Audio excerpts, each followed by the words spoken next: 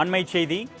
எங்கும் தமிழ் என்பது வாயளவு கொள்கைதானா, எதற்கு தமிழ் என்பதுதான் திமுக அரசின் செயல் கொள்கையா என்று எதிர்க்கட்சித் தலைவர் இபிஎஸ் அறிக்கை வெளியிட்டிருக்கிறார். அண்மை செய்தியாக நாம் பார்த்துக் கொண்டிருக்கிறோம். இது குறித்த கூடுதல் விவரங்களை செய்தியாளர் ராஜேஷ் வழங்க நாம் கேட்கலாம். வணக்கம் ராஜேஷ், இது தொடர்பான கூடுதல் விவரங்கள் சொல்லுங்க. அருணேஷ் வணக்கம். காவல்துறை எஸ்ஐ தேர்வில் தமிழ் பாடத்திலிருந்து வினாக்களே கேட்கப்படாதது குறித்து தேர்வர்கள் தொடர்ந்த வழக்கில் 10 நாட்களுக்கு தேர்வு முடிவை வெளியிட வேண்டாம் என உயர்நீதிமன்றம் மதுரை கிளை உத்தரவிட்டுள்ளது. இவ்வழக்கு விசாரணையின் போது தேர்வுக்கான பாடத்திட்டம் வழங்கப்பட்டு தேர்வர்கள் படித்து தயார்படுத்துகின்றனர். ஆனால் தமிழிலிருந்து ஒரு கேள்வி கூட கேட்கப்படவில்லை என்றால் எப்படி என்று உயர்நீதிமன்றம் திமுக அரசை நோக்கி கேள்வி எழுப்பியிருக்கிறது என அதிமுக பொதுச் செயலாளரும் தமிழக எதிர்க்கட்சித் தலைவருமான எடப்பாடி கே பழனிசாமி தனது எக்ஸ்தலத்தின் வாயிலாக கேள்வி ஒன்றை எழுப்பியிருக்கிறார். மேலும் மூச்சுக்கு 300 முறை தங்கள் தமிழின் காவலர்கள் போல தமிழுக்கே தாங்கள் தான் அத்தாரிட்டி போல பேசும் திமுக அரசு ஏன் ஒரு கேள்வி கூட தமிழில் கேட்கவில்லை?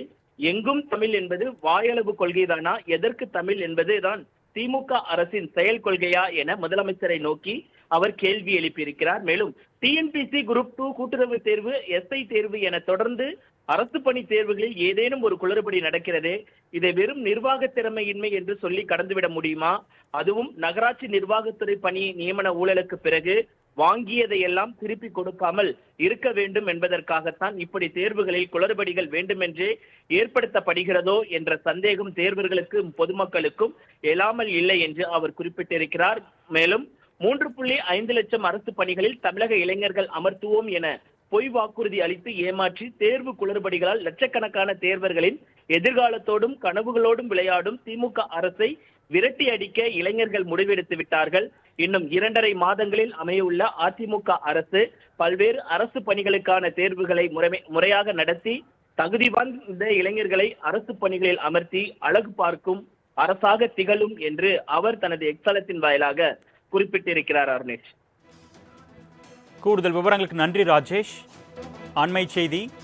எங்கும் தமிழ் என்பது வாயளவு கொள்கைதானா, எதற்கு தமிழ் என்பதுதான் திமுக அரசின் செயல் கொள்கையா என்று எதிர்க்கட்சித் தலைவர் இபிஎஸ் அறிக்கை வெளியிட்டிருக்கிறார். அண்மை செய்தியாக நாம் பார்த்துக் கொண்டிருக்கிறோம். இது குறித்த கூடுதல் விவரங்களை செய்தியாளர் ராஜேஷ் வழங்க நாம் கேட்கலாம்.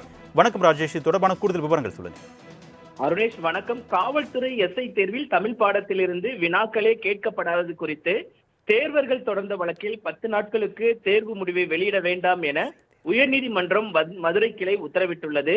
இவ்வழக்கு விசாரணையின் போது தேர்வுக்கான பாடத்திட்டம் வழங்கப்பட்டு தேர்வர்கள் படித்து தயார்படுத்துகின்றனர். ஆனால் தமிழிலிருந்து ஒரு கேள்வி கூட கேட்கப்படவில்லை என்றால் எப்படி என்று உயர்நீதிமன்றம் திமுக அரசை நோக்கி கேள்வி எழுப்பியிருக்கிறது என அதிமுக பொதுச் செயலாளரும் தமிழக எதிர்க்கட்சித் தலைவருமான எடப்பாடி கே பழனிசாமி தனது எக்ஸ்தலத்தின் வாயிலாக கேள்வி ஒன்றை எழுப்பியிருக்கிறார். மேலும் மூச்சுக்கு 300 முறை தங்கள் தமிழின் காவலர்கள் போல தமிழுக்கே தாங்கள் தான் அத்தாரிட்டி போல பேசும் திமுக அரசு ஏன் ஒரு கேள்வி கூட தமிழில் கேட்கவில்லை? எங்கும் தமிழ் என்பது வாயளவு கொள்கைதானா, எதற்கு தமிழ் என்பதுதான் திமுக அரசின் செயல் கொள்கையா என முதலமைச்சரை நோக்கி அவர் கேள்வி எழுப்பியிருக்கிறார். மேலும் டிஎன்பிசி குரூப் 2 கூட்டுறவு தேர்வு, எஸ்ஐ தேர்வு என தொடர்ந்து அரசு பணி தேர்வுகளில் ஏதேனும் ஒரு குளறுபடி நடக்கிறது, இதை வெறும் நிர்வாக திறமையின்மை என்று சொல்லி கடந்துவிட முடியுமா? அதுவும் நகராட்சி நிர்வாகத்துறை பணி நியமன ஊழலுக்கு பிறகு வாங்கியதையெல்லாம் திருப்பி கொடுக்காமல் இருக்க வேண்டும் என்பதற்காகத்தான் இப்படி தேர்வுகளில் குளறுபடிகள் வேண்டுமென்றே ஏற்படுத்தப்படுகிறதோ என்ற சந்தேகம் தேர்வர்களுக்கும் பொதுமக்களுக்கும் எழாமல் இல்லை என்று அவர் குறிப்பிட்டிருக்கிறார். மேலும் 3.5 லட்சம் அரசு பணிகளில் தமிழக இளைஞர்கள் அமர்த்துவோம் என பொய் வாக்குறுதி அளித்து ஏமாற்றி தேர்வு குளறுபடிகளால் லட்சக்கணக்கான தேர்வர்களின் எதிர்காலத்தோடும் கனவுகளோடும் விளையாடும் திமுக அரசை விரட்டி அடிக்க இளைஞர்கள் முடிவெடுத்து விட்டார்கள்.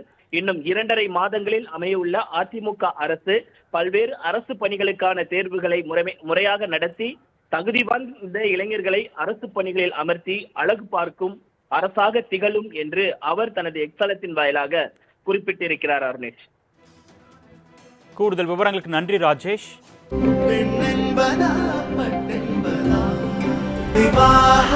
மணப்பெண்ணின் பிரத்யேகமான திருமணம் விவாஹா தி சென்னை சில்க்ஸ்.